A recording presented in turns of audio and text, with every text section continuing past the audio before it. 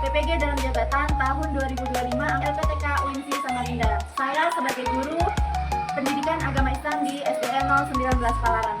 Hari ini, Senin tanggal 6 Oktober tahun 2025, saya akan melaksanakan uji kinerja praktek pembelajaran di kelas 6 SDN 019 Palaran dengan tema makanan dan minuman yang halal dan haram. Setelah ini, saksikan videonya dan semoga bermanfaat bagi kita semua, diberikan kemudahan dan kelancaran dari awal hingga akhir. Assalamualaikum warahmatullahi wabarakatuh.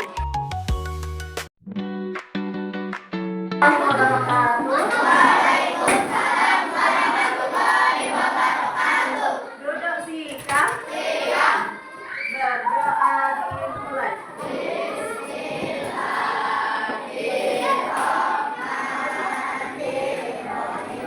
Alhamdulillahi Rabbil Alamin Ar-Rahmanir Rahim Maliki Yaumiddin Iyyaka na'budu wa iyyaka nasta'in Ihdinas siratal mustaqim Siratal ladzina an'amta 'alaihim ghairil maghdubi 'alaihim waladdallin.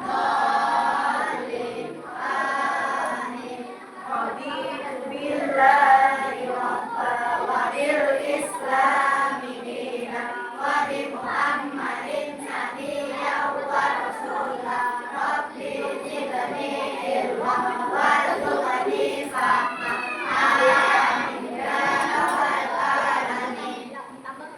Anak-anak, hari ini absen dulu, ada yang tidak masuk? Yang tidak hadir siapa? Satu orang, dua orang. Siapa? Irfan sama? Alasannya apa ini? Sakit ya?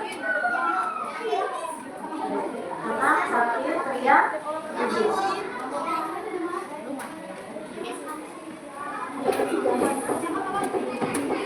Oke.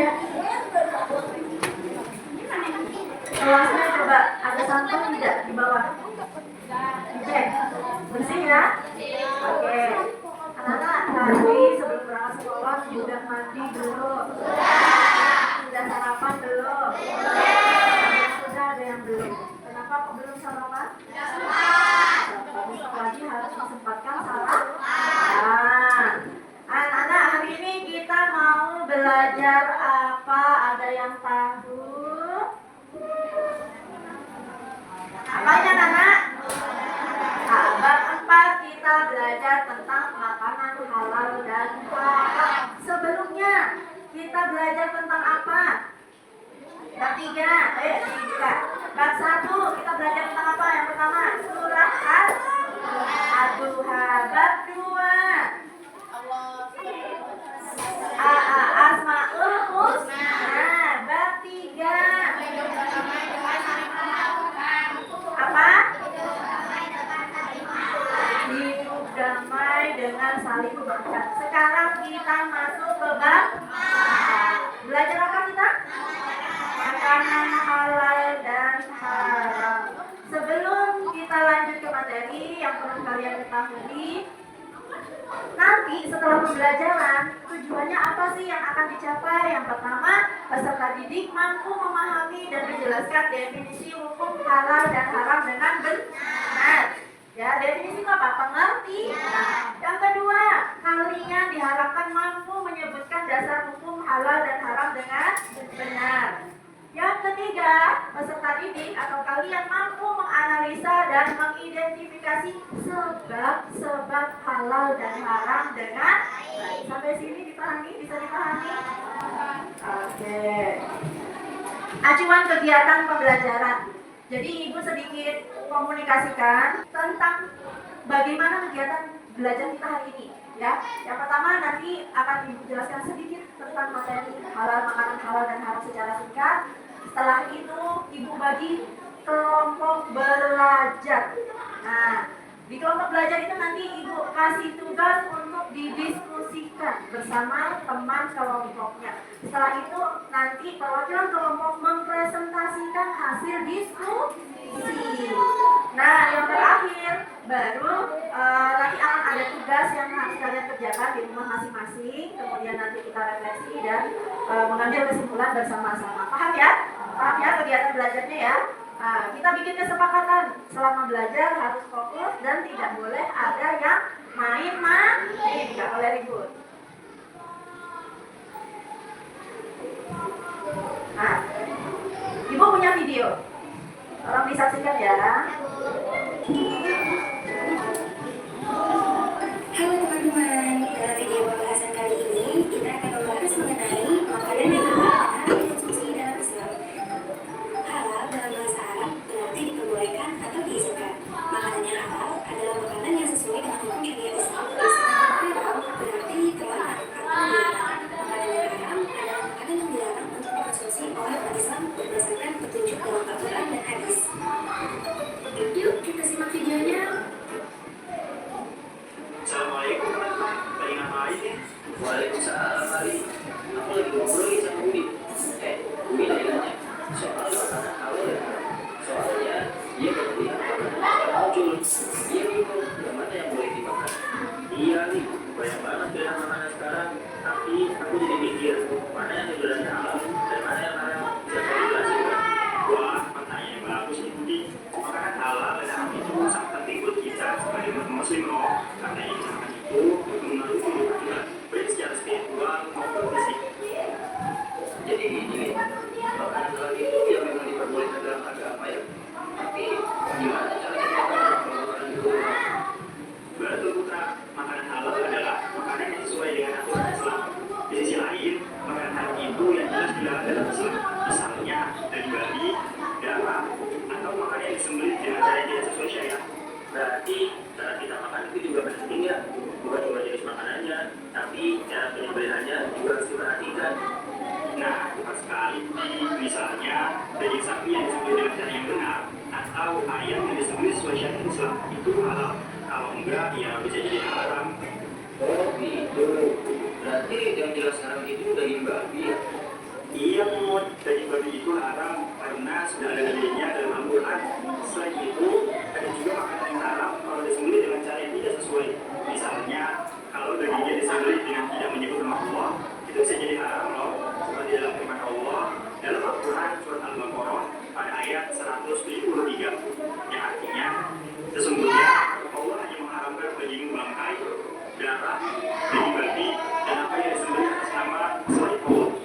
Itu jelas menunjukkan bahwa babi dan bangkai termasuk makanan yang haram. Kira-kira anak-anak setelah menonton video ini, apa yang bisa kalian ambil? Apa yang bisa kalian simpulkan? Yang pertama tentang apa tadi? Definisi halal dan haram. Coba perhatikan. Coba perhatikan pertanyaan berikut. Pasti satu, pernahkah kalian bertanya-tanya mengapa dalam Islam kita tidak boleh makan daging babi atau minum minuman keras? Pernah nggak terpikir? Pernah nggak? Nah, kemudian pernahkah kalian melihat logo halal di kemasan makanan? Nah, yang ketiga, bagaimana cara mengetahui makanan yang kalian makan itu halal? Nah, makanya kita di sini belajar biar kita lebih paham dan mengenali bagaimana makanan yang sudah dihalalkan, ya. Apa yang akan terjadi jika kita sering mengonsumsi makanan yang haram menurut Islam? Tadi sudah dijelaskan di video ya. Kemudian kalau ada dua makanan enak, yang satu halal dan yang satu haram, mana yang akan kamu pilih? Ayo. Yang halal. Kenapa? Karena diperbolehkan dalam Islam. Yang terakhir, apakah semua makanan yang dijual di warung atau restoran pasti halal? Belum tentu. Oke, nanti kita bahas sama-sama. Definisi umum anak-anak. Definisi umum atau pengertian tadi sudah ya kalian tahu ya. Halal, segala sesuatu atau kegiatan yang diperbolehkan oleh agama Islam untuk digunakan atau dilakukan. Haram, segala sesuatu atau kegiatan yang dilarang oleh agama Islam untuk digunakan atau dilakukan. Jadi intinya yang halal itu diperbolehkan oleh agama, yang haram dilarang.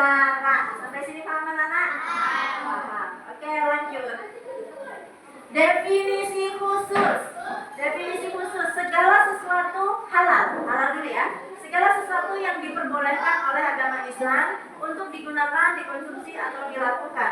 Haram segala sesuatu yang diperbolehkan oleh agama Islam, yang tidak diperbolehkan ya, maaf ya. Segala sesuatu yang tidak diperbolehkan oleh agama Islam untuk digunakan, dikonsumsi atau dilakukan. Bu, apa bedanya definisi umum dengan definisi khusus? Kalau definisi khusus anak-anak itu perlu kalian ketahui, hukum halal dan haram secara khusus hanya berkaitan untuk makanan, minuman, atau segala hal yang digunakan oleh umat Islam. Jadi fokusnya khususnya kita membahas tentang makanan dan minuman atau segala sesuatu yang digunakan. Umumnya sebenarnya luas anak-anak kalau berbicara tentang halal dan haram. Tapi khususnya kita fokuskan hari ini belajar tentang makanan dan minuman halal dan haram. Paham sampai sini? Oke, sekarang sumber hukum. Orang ya sekali menetapkan halal dan haram itu nggak sembarangan, ya. Tapi ada sumber hukumnya. Yang pertama adalah Al-Quran. Di Al-Quran jelas kalau di Al-Quran menjelaskan bahwa yang Allah haramkan adalah babi, bangkai, dan darah. Ya, itu jelas di Al-Quran. Berarti memang itu haram, nggak bisa diapa-apakan, itu haram. Kemudian sumber hukum yang kedua ada hadis. Hadis ini tujuannya merincikan dan menjelaskan apa yang ada di dalam Al-Quran. Kemudian yang ketiga, ijtihad. Apa ijtihad anak-anak? Ayo, ijtihad itu menetapkan sebuah hukum, ya, tapi dilakukan oleh orang-orang yang memenuhi syarat. Nah, itu disebut mujtahid. Ya.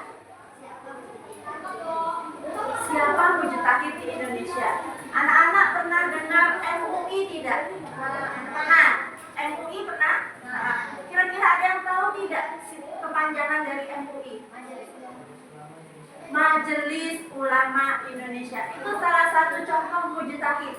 Ya, orang yang bisa menetapkan halal dan haram yang memenuhi syarat. Syaratnya apa? Biasanya orang tersebut sudah memahami ilmu Al-Quran dan ilmu hadis.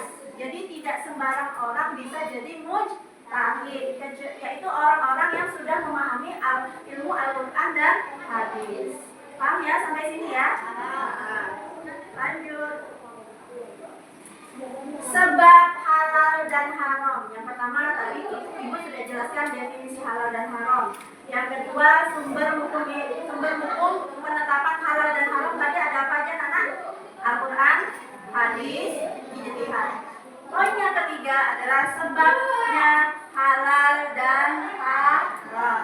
Sebab halal dan haram itu juga ada 3 anak. Yang pertama zat asal. Allah telah menetapkan sesuatu yang haram karena zat asalnya seperti bangkai, darah, dan babi. Kenapa babi, darah, dan bangkai Allah haramkan? Kenapa? Allah yang maha mengetahui dengan ciptaannya mana yang baik dan buruk untuk manusia. Jikalau Allah melarang tentu karena dia sayang kepada kita. Karena Allah tahu bahwa itu buruk buat kita. Makanya Allah haramkan. Ya. Apabila setetes benda haram bercampur dengan benda yang halal, maka semuanya akan menjadi haram. Paham ya anak-anak? Lanjut. Sebab halal dan haram yang kedua yaitu sifat asalnya. Perbuatan dan sikap yang sifatnya buruk, jahat, seperti judi atau syirik diharamkan oleh Allah. Semua yang dilakukan bersifat buruk, jahat, judi atau syirik, walaupun dengan niat, cara dan hasil sebagus apapun tetap Contoh ya, ibu mau membiayai sekolahnya anak yatim, tapi uangnya ibu dapatkan hasil dari korupsi. Kira-kira halal apa haram? Karena asalnya dari yang halal. Paham ya anak ya? Lanjut. Sebab halal dan haram yang ketiga yaitu dari prosesnya. Halal atau haramnya sesuatu bisa disebabkan oleh prosesnya. Proses pembuatan, pengerjaan, atau cara mendapatkannya akan menentukan hasilnya halal atau haram. Contoh anak-anak, ayam itu halal apa haram? Halal. Tapi kalau ayamnya itu disembelih tidak menyebut nama Allah, kira-kira haram. Jadi haram anak-anak. Contoh, kalian biasa sering makan mie instan? Mie instan yang terbuat dari tepung, ya. Tapi kalau seumpama mie instannya itu anak-anak dibuat, diproduksi di tempat yang jadi satu dengan produksi yang dimana produksi tersebut juga mengolah daging babi, itu kira-kira gimana? Ibu masak daging sapi pakai pisau yang telah digunakan memotong daging babi, kira-kira gimana hukumnya? Itu salah satu proses. Jadi ketika kita memiliki makanan dan minuman itu benar-benar harus hati-hati, ya, dilihat asal asalnya, ya, kemudian prosesnya, kemudian sifatnya. Lanjut, contoh kasus anak-anak, coba membeli gurame bakar dari sebuah restoran. Ikan tersebut dibakar di perapian bekas membakar daging babi. Maka ikan gurame yang semula halal menjadi haram. Ya, bisa dipahami? Kemudian misalnya uang yang didapatkan dari menjual daging babi, mencuri, korupsi atau judi, maka uang tersebut menjadi haram. Paham ya? Kegiatan belajar kita anak, kita bentuk kelompok belajar. Ibu bentuk kelompok dulu ya. Ibu buat ini kelompok 1. Ya. Satu ya. Sendiri dah. Kelompok 2. Kelompok 3. Kelompok 4.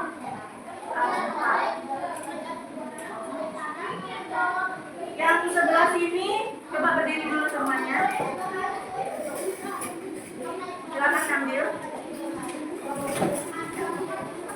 3 ya? Ya. Ayo semuanya berdiri dulu. Yang belum ambil makan berdiri. Ayo langsung dulu.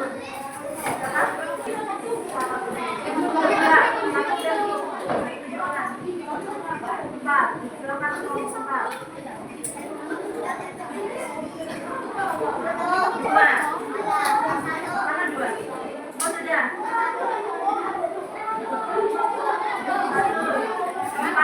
Ada 4. Ada sudah 4.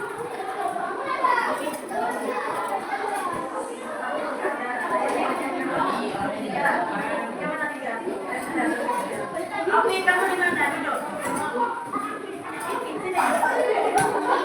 Sini aja. Kelompok 4. Oke. Sudah? Mas, ayo duduk. Mau kemana? Anak-anak, perhatikan. Kita sudah membentuk kelompok belajar. Kemudian selanjutnya adalah akan Ibu bagikan LKPD tugas kelompok. Di sini ada satu kasus yang berbeda setiap kelompok. Nah, satu kasus ini nanti kalian diskusikan dengan kelompok belajarnya masing-masing. Hasil diskusinya silahkan ditulis di bawahnya. Paham ya? Kemudian setiap kelompok nanti menunjuk satu perwakilan yang akan mempresentasikan atau membacakan hasil diskusi. Paham anak-anak? Paham? Oke, kelompok 3 mana 3?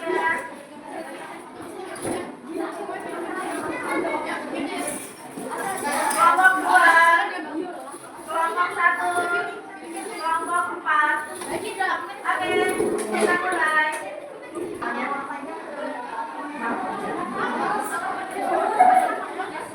Nama lengkap ya anak-anak, tuliskan nama lengkap.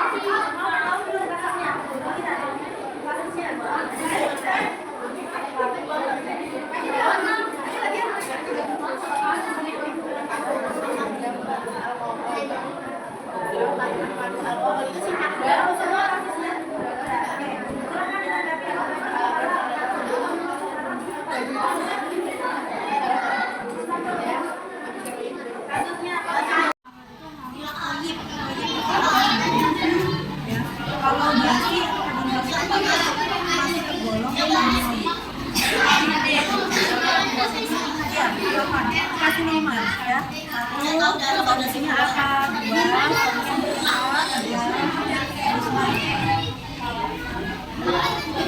Oke. Kegiatan selanjutnya anak-anak mengembangkan dan menyajikan hasil karya hasil diskusi ya. Kira-kira kelompok siapa dulu yang mau maju? 1, 2, 3, 4. Yang selesai duluan gimana? Kita tunjuk kelompok 4 ya. Oke, kelompok 4. Silakan kembalikan kelompok 4.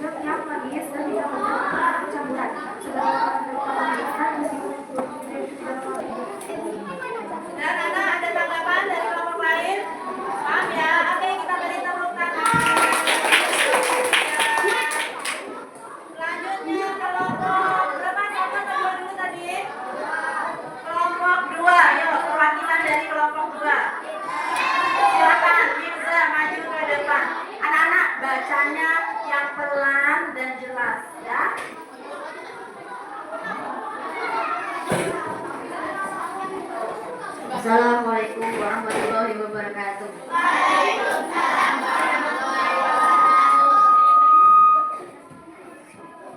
Hari ini kita akan mempresentasikan dari kelompok 2. Maksudnya ada kelompok 2 bermain dengan kandungan yang tidak jelas. Saya membeli permen berbentuk blok yang lucu di bawah dekat di kawasan di kemasan permen tersebut tidak ada logo halal. Saat Budi bertanya kepada penjual mengatakan tidak tahu apa permen itu halal atau tidak. Tapi rasanya enak dan banyak anak-anak yang suka. Masalah apa yang harus dilakukan oleh kak saya? Bolehkah saya tetap memakannya? Menghindari makanan tersebut dilakukan kepada kedua. Tidak boleh karena permen jeli tersebut belum tentu halal karena tidak ada logo halalnya. 2. Bagaimana sikap kalian jika kalian mengalami hal seperti ini? Memberitahu kepada penjual bahwa makanan ini tidak ada logo halalnya. Penjual harus melaporkan makanan tersebut kepada MUI atau Majelis Ulama Indonesia. Oke, ada tanggapan dari kelompok lain? Nah, bisa dipahami ya? Oke, kita bagi tepuk tangan. Selanjutnya kelompok 4. Kelompok 1. Terima kasih.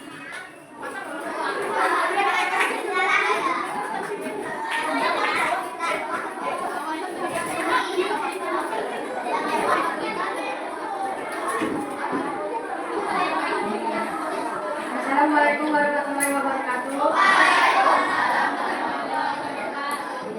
Kami dari kelompok 1 akan mempresentasikan hasil diskusi kelompok 1. Kasus 1 adalah kontaminasi masalah. Harus hak beli menerima dan memakan ayam goreng sebagai jelaskan alasannya. Untuk solusinya, barang karena tercampur dan asal dari nabi dan haram. Karena terkontaminasi atau tercampur dengan zat haram. Yaitu apa zat yang haram di situ? Zat nabi. Oke, ada tanggapan dari kelompok lain? Oke, terima kasih. Kita beri tepuk tangan.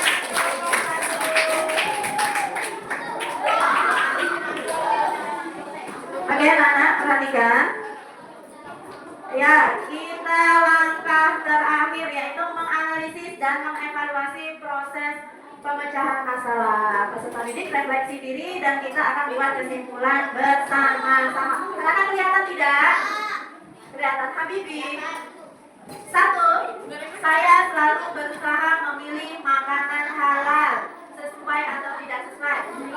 Sesuai. 2. Saya pernah mengonsumsi makanan tanpa memperhatikan label halalnya. Tidak sesuai. Berarti anak setiap beli makanan selalu memperhatikan logo halal ya. Oke. 3. Saya berusaha menjauhi semua perbuatan yang diharamkan Allah. Sesuai. 4. Saya sudah berusaha mengingatkan teman agar menjauhi yang haram. Sesuai tidak? Sesuai. 5. Saya pernah lalai membuat makanan sehingga mubazir. Hah? Pernah tidak? Hah? Anak-anak mubazir itu termasuk haram karena membuang-buang makanan. Sesuai tidak? Tidak sesuai. 8. Saya menyadari bahwa cara mendapatkan uang juga menentukan halal-halalnya sesuatu. Sesuai tidak? Sesuai. 7. Saya berusaha tidak tergoda dengan barang haram meskipun terlihat menguntungkan. Sesuai. 8. Saya mau belajar lebih banyak tentang hukum halal dan haram. Oke, anak-anak, kira-kira hari ini bagaimana pembelajaran hari ini, anak? Senang atau tidak? Paham atau tidak? Kira-kira minggu depan mau lagi model pembelajaran seperti ini atau kita coba yang lain?